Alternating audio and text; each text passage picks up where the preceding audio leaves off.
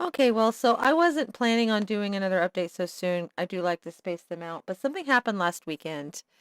And the fact is, this always happens when I start to get active again, and then there's a activity, and then I fall quiet again. And I do seem to have this rolling tide pattern.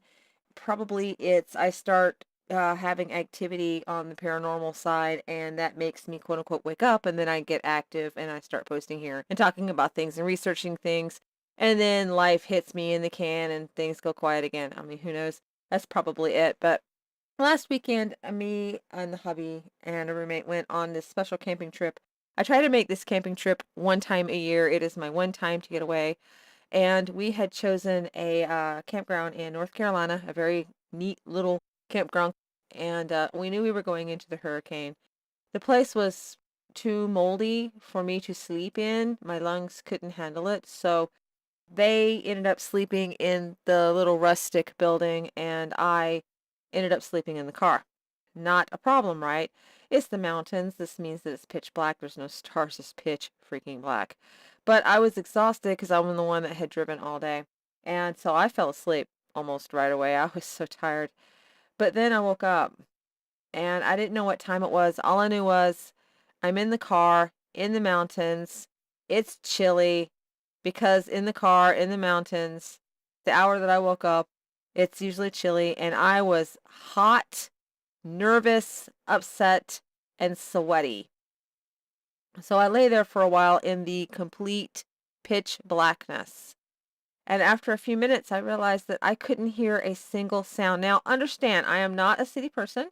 I grew up in the forest. I have been in various forests. I have camped in Pennsylvania. I have, Georgia, Florida. I haven't been camping any further than Illinois. But you hear things in the dark, even if it's just branches falling or something, and it was so pitch black and so quiet that what I remembered from all of my years in the forest and the swamp and everything is when it's that dead quiet, it usually means something's wrong.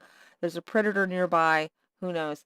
Mind you, I was at this campground was settled where people had settled, and there was I don't know, houses nearby within a couple of miles and whatnot, because we were like right inside a national forest. And it could just be that the wildlife is mostly chased away from that area. But to that kind of degree of silence, that was the dangerous, don't step out of the car, whatever you have to do.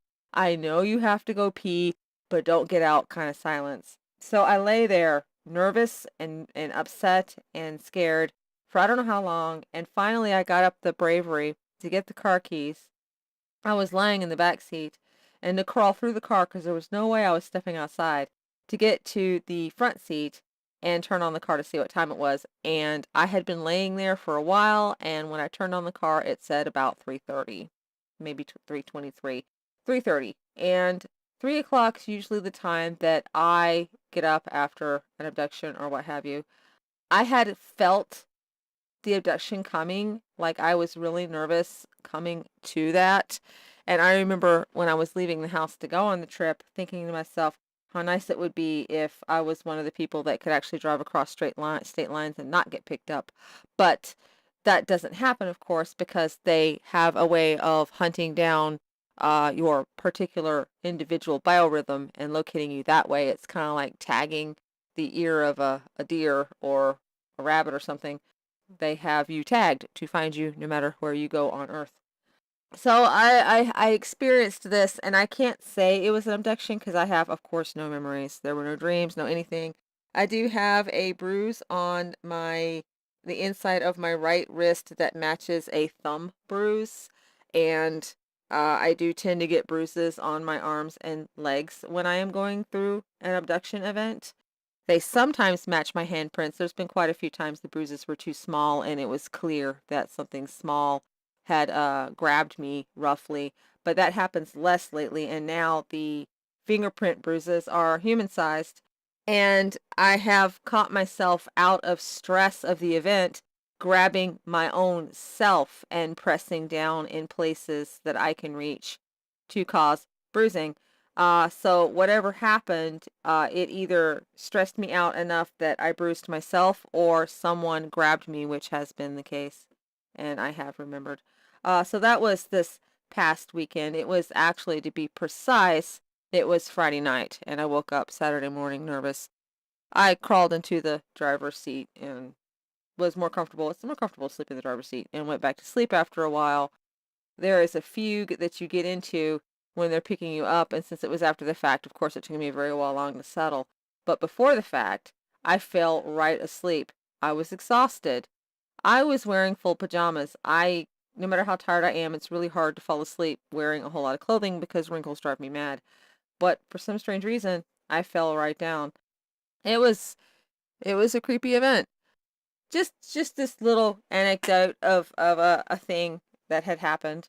On another note, I found the MUFON abductee questionnaire and filled it out. They're not going to get a hold of me. But the other half is has been on more than one occasion over the past several years tried to set it up so he can become a field investigator for MUFON, because we do take this situation very seriously despite a lot of the silliness that I put on this channel. Maybe it'll actually pan out this time. There's been all the other times finances or something got in the way, but we're hoping that things will be better enough. Who knows? That's just a quick update for those of you who might be following my case. It seems to me that there was another thing I had to mention, but it's gone out of my head, so I will assemble this, upload it, and carry on with my night.